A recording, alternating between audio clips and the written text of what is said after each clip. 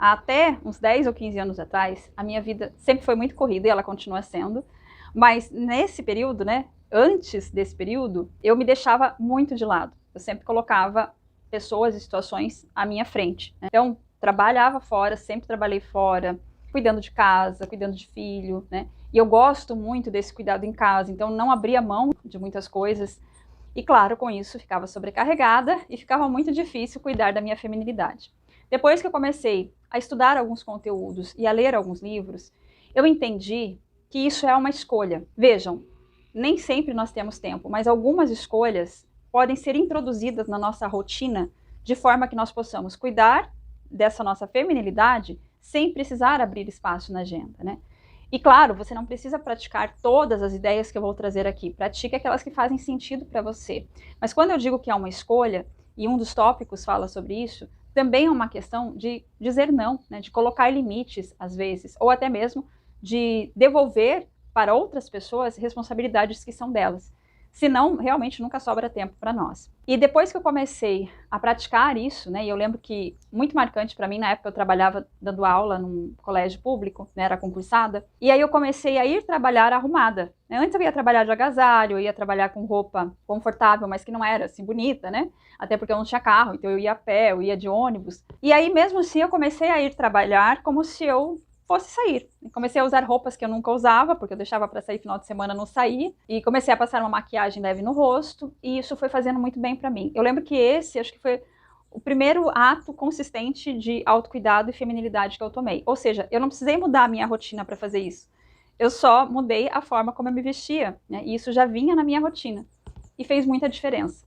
E quem sabe aqui você encontra, né, algum ponto onde você se identifique e possa aumentar, então, essa conexão com você. Lembrando que aqui eu não estou levantando nenhuma bandeira, não estou tomando nenhum partido de que um lado é melhor do que o outro. Eu gosto de ser feminina, né, e estou aqui para apoiar outras mulheres a desenvolverem isso também. E quem não quiser ou não faz sentido, tudo bem, né, pode seguir a sua vida da forma como considerar melhor.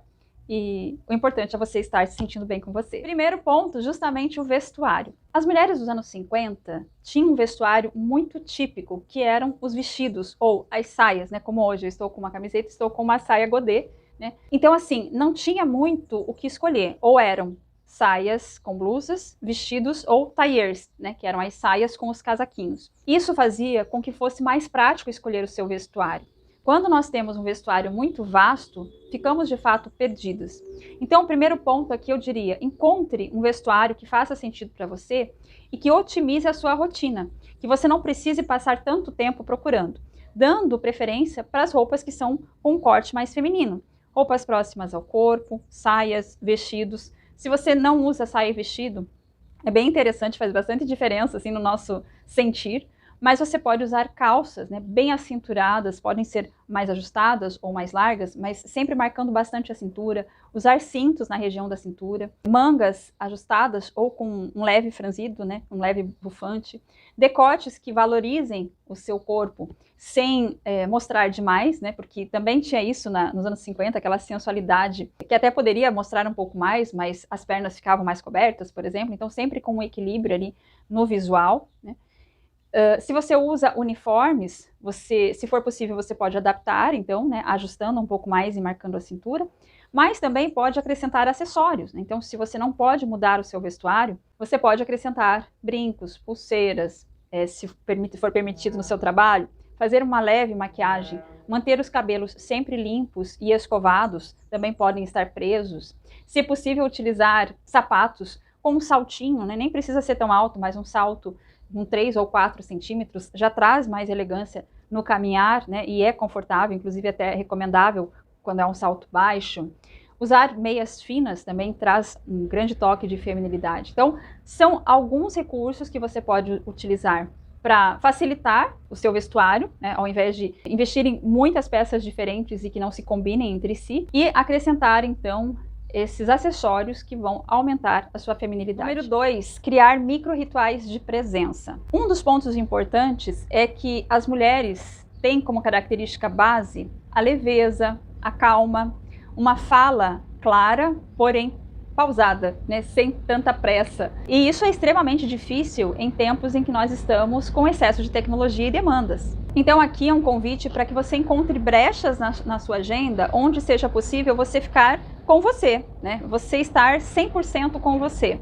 Então, por exemplo, se no café da manhã você conseguir separar 5 minutos para você tomar aquele café em silêncio, totalmente presente com você, isso já é um micro ritual, né? Tô dando um exemplo, pode ser em outro horário. Se você consegue parar 15 minutos para tomar banho, transforme esse momento do banho em um ritual, em um momento em que você dê toda a atenção para quem você é. Se você fala rápido, procure, quando perceber que está falando rápido, falar de forma mais pausada. Eu sempre falava muito rápido e eu fui desenvolvendo habilidades de falar um pouco mais devagar com o passar do tempo. Quando você tiver o impulso de resolver alguma coisa, respire fundo, espere 4 segundos, porque isso ativa o nosso neocórtex frontal. Embora haja, sim, uma parte das mulheres de antigamente que eram submissas e que eram comandadas, existia uma outra parte que eram pessoas extremamente maduras, com muita inteligência emocional e que tomavam as decisões mais difíceis no lar, especialmente em termos de relacionamento. E é nessa parte que eu me inspiro. E para isso, essas mulheres tinham um extremo senso de presença, elas não tomavam atitudes impulsivas.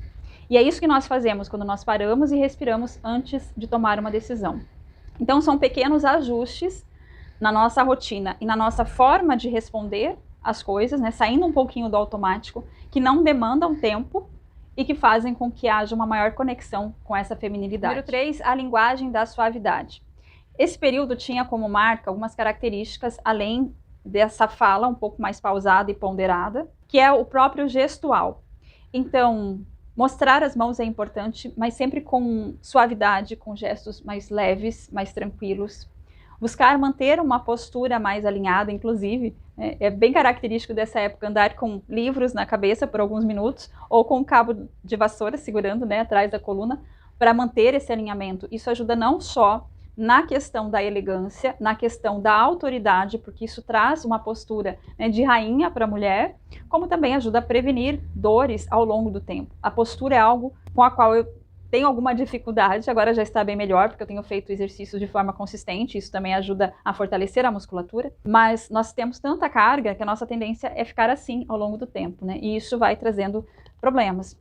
Essa postura traz essa elegância e também faz com que a pessoa seja muito mais ouvida, porque ela consegue falar com mais clareza, né, com o seu pescoço alinhado, e também ela está aberta ao mundo, né, não está fechada, e fechada não tem como ser ouvida. Então é interessante investir tanto nessa readequação do gestual, da forma como senta, do alinhamento das pernas, como também do alinhamento da coluna. Mais uma vez, são dicas que não demandam nenhum tempo, somente a atenção de você estar se corrigindo quando se perceber utilizando-se de gestos antigos, né, que eram mais brutos, mais impulsivos e mais agressivos. Número 4, crie ambientes que acolhem. Nos últimos anos ganhou muita força esse movimento que fala sobre a decoração afetiva, ou seja, você utilizar objetos que são familiares ou que trazem uma sensação de conforto, como por exemplo, os objetos feitos à mão ou os objetos personalizados. Falando nisso, eu tenho uma loja, Desperta Lar, que tem itens autorais, ou seja, com artes que eu criei e coloco, né, lá como camisetas, canecas, aventais, copos térmicos e que podem trazer então essa sensação de aconchego para o seu lar. Link está na descrição do vídeo. E quando nós temos contato com essa decoração, a tendência é ficar com mais tranquilidade, sentindo mais segurança no momento presente. Então preste atenção ao seu ambiente, não somente a casa, mas até mesmo ao ambiente de trabalho. Quando nós temos uma mesa bagunçada, isso impacta diretamente na nossa produtividade e na nossa organização mental. Quando nós temos um ambiente muito inóspito, ou seja, com pouquíssimos objetos, tudo muito branco, né, tudo muito impessoal, isso também impacta em nós, né, em uma sensação de distanciamento e frieza. Então você pode organizar um cantinho onde você possa colocar objetos que trazem essa sensação de acolhimento, como por exemplo um altar pessoal, ou no seu quarto, né, colocar flores, colocar algumas pitadas de cor, talvez alguns objetos familiares, fotos, objetos feitos à mão ou, como eu falei, né, autorais, que trazem essa sensação de proximidade através da exclusividade, como por exemplo tapetes de crochê, peças pintadas à mão, aquilo que faz sentido para você, mas que tragam essa sensação de segurança, de ordem e de conforto. Os materiais utilizados também são importantes, como por exemplo texturas que são macias e gostosas de pegar. Tudo isso faz com que você se sinta segura E a segurança é um dos principais pilares para a mulher desenvolver a sua feminilidade. E número 5, fazer a gestão do não. Este foi outro ponto bem difícil para mim e que ainda eu escorrego às vezes, porque eu sempre fui ensinada a dizer sim e a ser uma pessoa boa, e com isso eu me sobrecarreguei demais, né? Eu sempre pegava a demanda das outras pessoas para atender, porque eu queria ser boa e não conseguia dizer não. E com isso, com o tempo, a vida saiu das minhas mãos, né? Quando eu vi, a minha vida estava totalmente dedicada às outras pessoas e começou a impactar na qualidade da minha própria vida. Mais uma vez, lembrando o exemplo que eu trouxe agora há pouco, temos os dois grupos de mulheres, aquelas que eram submissas, que só diziam sim e não são essas que me inspiram, e aquele grupo das mulheres centradas, com inteligência emocional, com autoridade dentro do lar, né? Essas mulheres sabiam dizer não, né? Elas sabiam o momento em que elas não poderiam se deixar de lado para atender uma demanda. Então, sim, cuidavam da casa, cuidavam dos filhos, mas também colocavam limites saudáveis nas relações, né? Então, é importante que você coloque esses limites. Eu não tenho tempo. É necessário que você se priorize em algum momento. Como eu disse, nem que seja no momento de um banho, nem que seja no momento de um café, pelo menos 15 minutos no dia, você precisa se priorizar. Porque senão fica realmente muito complicado você ter esse senso de autocuidado, né? Só que isso tem um outro lado, que é você ter que confiar nas outras pessoas para fazerem a parte delas. Então, por exemplo, se você quer separar a partir de hoje 15 minutos para você tomar o seu banho com calma, mas quando você vai para o banheiro, você ouve o filho chorando na sala com o pai, e você larga tudo e vai lá, pega a criança, porque o pai não consegue dar conta, e você nunca vai conseguir ter o seu ritual de autocuidado, né? Se você todo dia passa do seu horário no trabalho, e você não consegue sair 15 minutos antes para ter o seu momento de banho, porque você não consegue dizer para o seu chefe, não, eu trabalhei até 9 horas da noite, agora eu preciso ir para casa, fica muito complicado.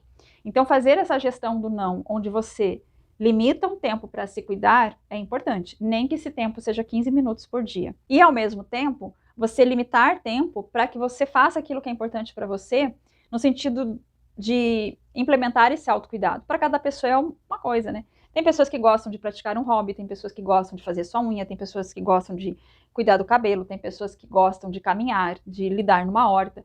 O que é autocuidado para você? Não abra mão disso, né? Coloque ali pelo menos seus 15 minutinhos na agenda para fazer isso e saiba se posicionar, e saiba dizer não, e saiba abrir mão daquilo que estava no seu controle nesse momento em que é dedicado para você. Lembre-se que você é a pessoa mais importante do seu mundo e é a primeira pessoa que precisa mostrar isso para o mundo, se priorizando, nem que seja por 15 minutos no dia. Se tem algum tema sobre feminilidade dos anos 50 que você gostaria de ver aqui no canal, deixa aqui nos comentários e eu espero ter ajudado. Um grande beijo, se cuide bem e até mais.